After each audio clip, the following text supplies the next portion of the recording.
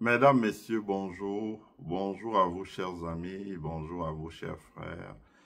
Bienvenue à ma présentation qui s'intitule Réflexion sur la politique d'import-substitution au Burkina Faso. Réflexion sur la politique d'import-substitution au Burkina Faso. Je vous prie de vous abonner sur notre chaîne, d'inviter vos amis à s'abonner sur notre chaîne, de nous mettre un like sur la vidéo afin que YouTube puisse la recommander au maximum de personnes, et également de partager la vidéo sur votre mur, dans vos groupes, et de souscrire au membership pour soutenir le développement de notre chaîne. Voilà. Je suis Élisée Yonta, analyste financier, économiste, professeur de finance. C'est important de le dire. Voilà. Finance des marchés, finance d'investissement, comme on dit, finance d'entreprise, corporate finance, comme on dit, voilà. Des produits dérivés, et tout ce que vous voulez, tutti quanti, voilà. Donc, si vous voulez suivre les cours personnalisés, vous me contactez, on arrange et puis je le fais, voilà, pour le renforcement de vos capacités. Je fais une présentation, donc, comme je l'ai dit à l'entame, qui s'intitule Réflexion sur la politique d'import-substitution au Burkina Faso. Voilà. Le Burkina Faso, c'est le pays de Thomas Sankara. C'est le pays de Roma Christian Kaboré. Voilà. C'est le pays de M. Kafando. Voilà. C'est le pays où vous avez des villes comme Ouagadougou, vous avez des villes comme Banfora, vous avez des villes comme Bagré, vous avez des villes comme Bobo Dioulasso, Koupela, etc., etc. Voilà. Au moins, Koupela, j'en garde le nom parce que quand nous étions petits à l'école primaire, on étudiait le livre de Joseph Kizerbo.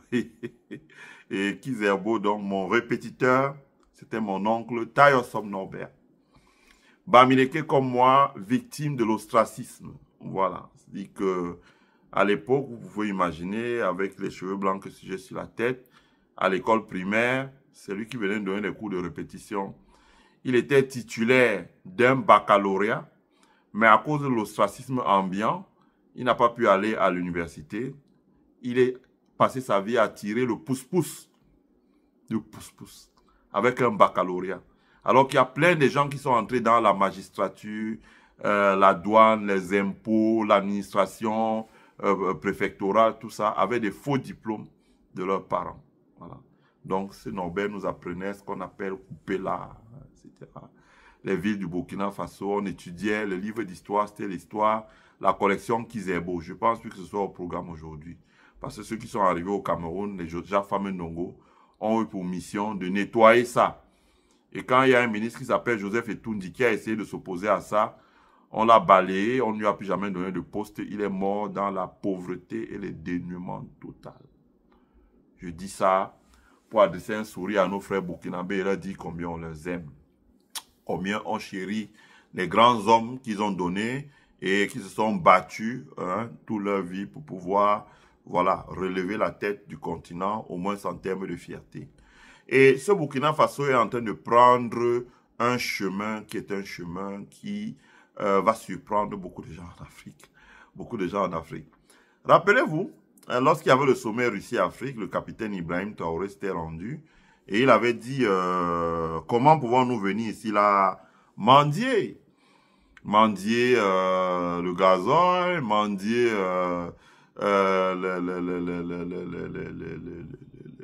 les produits agricoles, si on peut dire comme ça, là, le blé et d'autres choses. Et comment pouvons-nous venir mendier alors que c'est des produits que nous pouvons négocier, que nous pouvons produire chez nous? Bon, Macky Sall, à l'époque président, lui avait dit, nous ne sommes pas venus ici mendier. Mais la réalité des faits, la réalité est tout à fait différente. Donc, on voit l'effort que met le Burkina Faso pour produire sur son territoire ce dont il importe. C'est important. C'est ça l'import-substitution. Ça veut dire que vous avez des produits que vous importez. Vous faites l'effort désormais de ramener la totalité de la chaîne de valeur de la production de ces biens sur votre territoire. C'est un peu technique, mais je veux simplifier ça. Pour simplifier ça, je vais vous faire écouter l'audio du capitaine Ibrahim Traoré. Hein. C'est un reportage, le copyright ne m'appartient pas, qui appartient à la télévision burkinabé B24, donc Burkina 24. Et écoutez ce que va dire le capitaine Ibrahim Traoré. Un promoteur privé qui a eu l'initiative de faire cette usine. Notre présence ici, c'est d'abord encourager aussi le secteur privé à emboîter le même pas, à permettre de transformer nos matières premières ici sur place. Donc nous venons encourager le promoteur, certes, mais à travers lui, inviter tous les Burkinabés qui sont en mesure de transformer nos matières premières, d'industrialiser le pays, de se lancer dans la dynamique, et aussi ceux qui sont de l'extérieur, les inviter à venir investir au Burkina Faso. Donc c'est ce message que nous sommes venus lui porter. Dans un passé récent, nous avons dû prendre des mesures pour interdire l'importation de farine de blé, parce que la farine de blé a toujours été importée au Burkina Faso. Et il a compris notre message, il a compris notre vision, il faisait partie, sinon c'est le plus grand importateur de farine de blé. Il a décidé de se lancer dans cette usine. Nous l'avons encouragé et accompagné, et aujourd'hui c'est une réalité. Et en plus de tout ça, nous l'avons encouragé à s'investir dans la culture de blé, accompagner les producteurs de blé, et il a bien compris le message, et j'espère que 2026, il aura aussi donc, une bonne part de production de blé pour passer dans quelques années d'importateur, il y a quelques années de farine, à exportateur de farine de blé made in Burkina Faso. Donc c'est un motif de satisfaction et félicitations, bon vent aux promoteurs. Les perspectives pour cette filière, comme vous constatez donc à travers les sorties du ministre de l'Agriculture, je pense que nous avons décidé d'initier la culture de blé.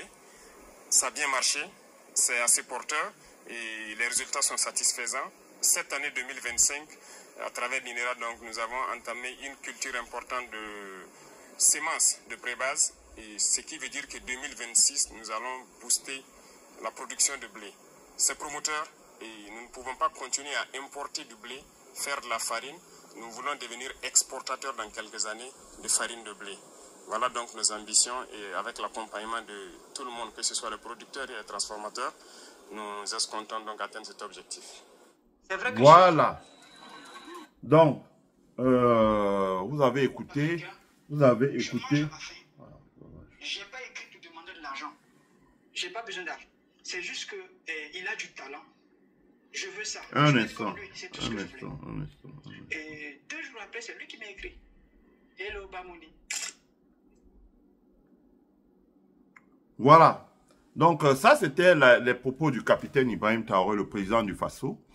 Parce que je veux dire que l'action des hommes d'affaires dépend de la politique du gouvernement.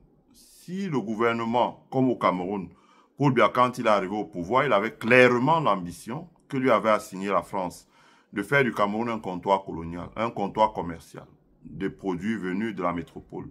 Donc, il a pris des mesures à différents moments pour laminer les entreprises et les hommes d'affaires qui étaient présents au Cameroun et de faire du Cameroun un comptoir commercial avec des supermarchés à tous les carrefours qui vendent exclusivement les produits importés de la métropole. À l'inverse, dans les pays comme le Burkina Faso, on a vu la volonté de pouvoir en place de fabriquer des champions nationaux. On a vu cette semaine Coris Investissement qui a repris toutes les activités de Total Énergie au Burkina Faso, par exemple. Ça ne souffre de rien, ça va fonctionner très bien. On avait vu ça en son temps au Cameroun. Les activités de Shell ont été reprises par des investisseurs nationaux.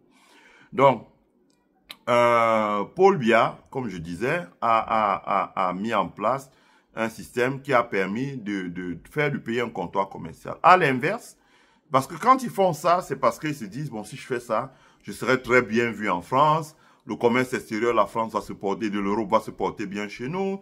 Et donc, je serai protégé pour rester au pouvoir le plus longtemps possible. Sauf que ça décime totalement un pays et ça fait que le pays soit carrément, je veux dire, devienne un comptoir commercial avec tout ce qu'on peut imaginer.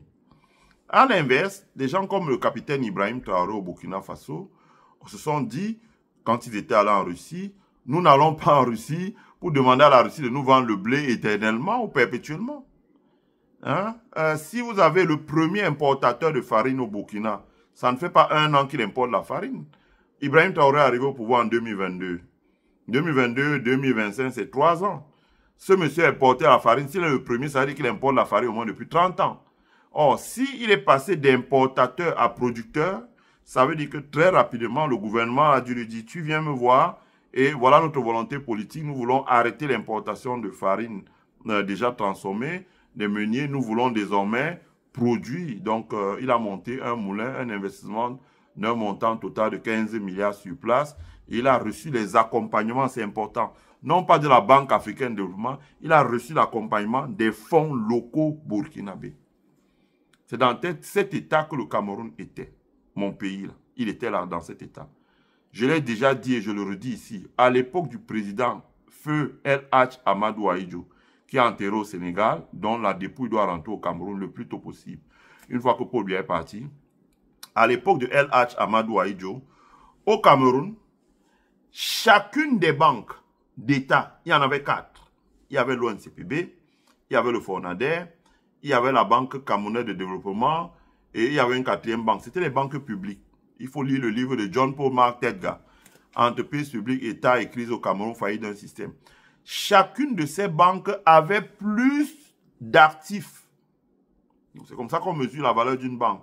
Avait plus de liquidités, de dépôts et même d'actifs que toutes les banques commerciales réunies. Il y avait 40 banques. Et dans notre pays, on avait les BNP, on avait les Paribas, on avait les Sociétés Générales, on avait le Crédit Lyonnais, etc., etc. Mais chacune des banques publiques avait plus d'argent que ces banques-là. Ça veut dire que toutes les banques commerciales réunies n'avaient pas plus de dépôts qu'une seule banque d'État. Donc les hommes d'affaires, pour avoir le financement, c'est l'État qui fabriquait ces hommes d'affaires. Vous voulez faire quoi? Je veux faire Arcade. Je veux faire quoi? Je veux faire un hôtel dont les hommes d'affaires camerounais, comme les pères Kadji, en 1970, construisaient déjà des immeubles de 40 étages.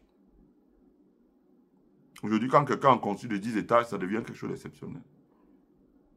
Donc, c'est ça qui s'est passé dans nos pays. C'est ça qui s'est passé dans nos pays. Nous avons perdu cela. Et la conséquence, c'est quoi? La balance commerciale d'un pays comme le Cameroun s'est détériorée énormément. Le président du Faso, Ibrahim Traoré, qui n'est pas un économiste, qui était militaire, d'ailleurs Laurent Gbagbo l'avait dit, lors du débat entre lui et notre tonton Alassane Ouattara, Laurent Gbagbo avait dit, écoutez, pour transformer un pays, il n'y a pas besoin forcément d'être un économiste. Le général de Gaulle a transformé la France, qu'on sache c'était un militaire, c'était pas un truc dont le général il a dit. Pareil, Ibrahim Traoré n'est pas un économiste, c'est un militaire, mais on voit que le leadership, qui est l'aptitude à prendre des décisions et en temps normal, pas à procrastiner, Ibrahim Traoré a pris le taureau par les cornes. Parce que si vous importez tout, vous avez une balance commerciale qui est déficitaire tout le temps. Et quand la balance commerciale est déficitaire tout le temps, vous êtes obligé d'aller au Fonds monétaire international tout le temps. Vous mettre sur des programmes d'ajustement structurel pour rééquilibrer votre balance commerciale, afin qu'on vous donne l'argent pour la rééquilibrer.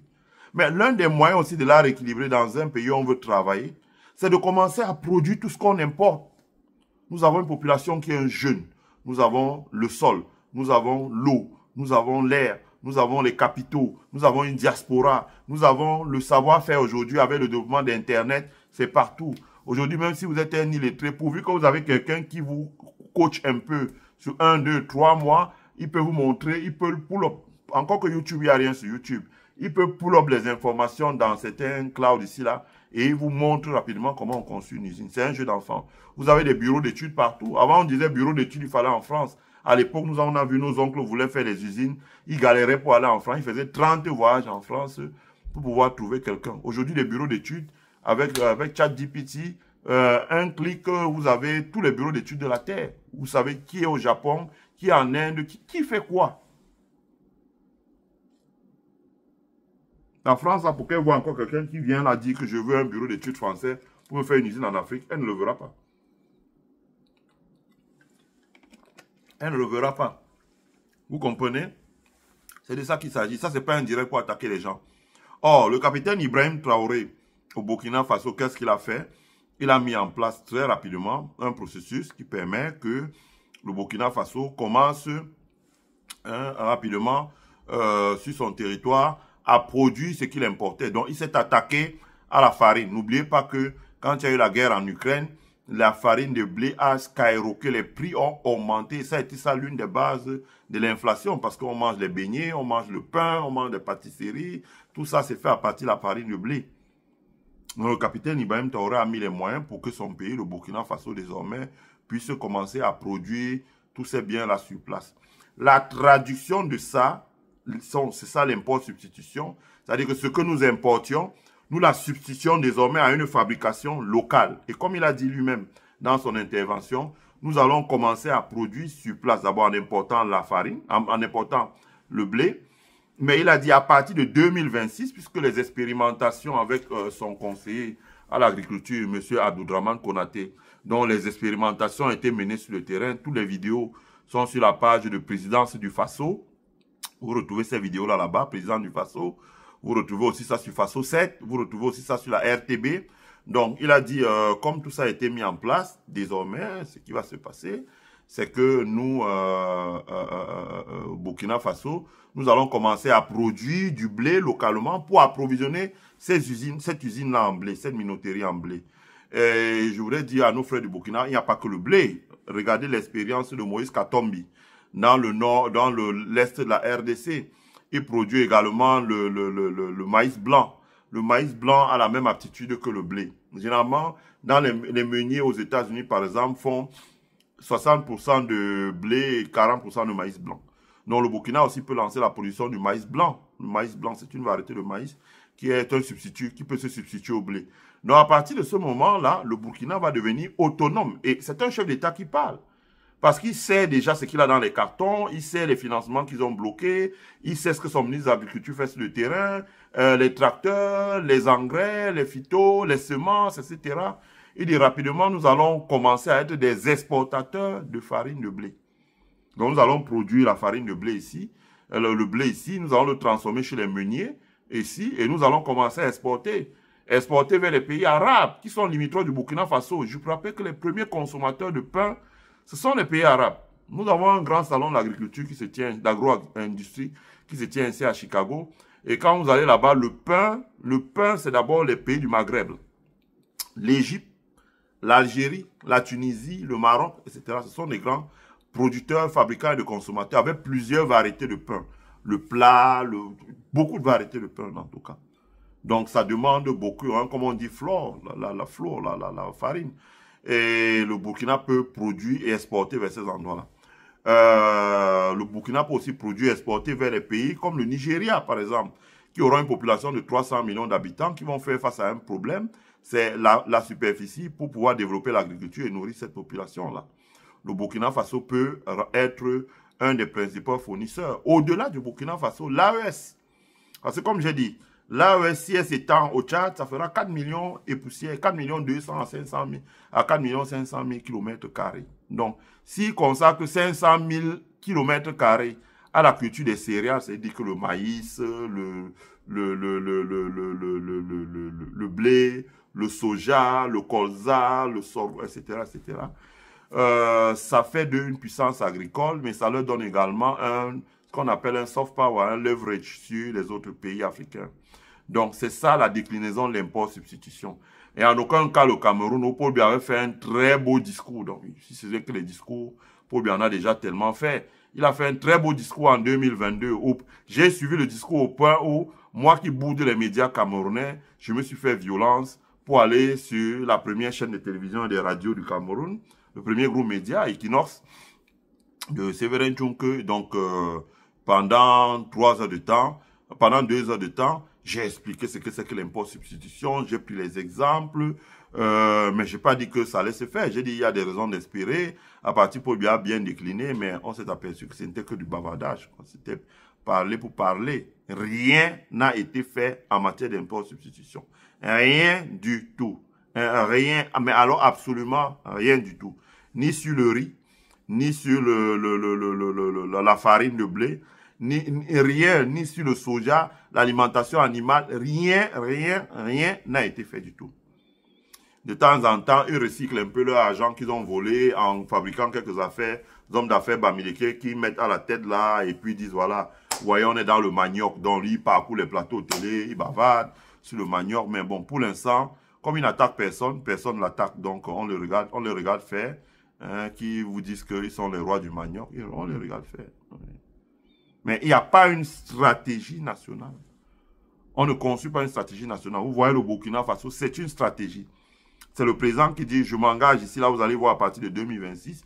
Et ça veut dire que dans les années qui viennent, nous allons tout faire pour inverser la tendance. Au lieu d'importer la farine, nous allons exporter la farine. C'est lui qui parle. Ce n'est pas les gens qui vont sur les plateaux télé, bavarder, professeurs de lycée, venir bavarder, ils ne savent même pas comment on tient là-haut pour labourer un champ. Voilà, c'est de ça qu'il s'agit. Voilà. Ma présentation s'arrête ici. Voilà, partagez avec nous vos commentaires, vos impressions, vos opinions dans la courtoisie. Dites-nous ce que vous pensez de ce que nous avons dit là, de l'impôt substitution. Est-ce que vous pensez que le Burkina Faso va réussir? Qu'est-ce que vous pensez de l'engagement du capitaine Ibrahim Traoré? Qu'est-ce que vous pensez de son aptitude à dialoguer avec les hommes d'affaires? C'est ça qu'on ne retrouve pas en Afrique. Hein? Même son ancien premier ministre Apollinaire de Tambela, il disait, écoutez, nous n'avons pas un problème avec les hommes d'affaires. Nous n'avons pas un problème avec les gens qui sont riches.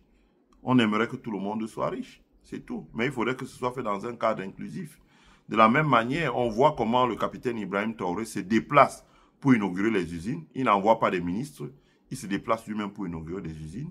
Il échange avec les hommes d'affaires pour essayer de discuter, de dialoguer, etc.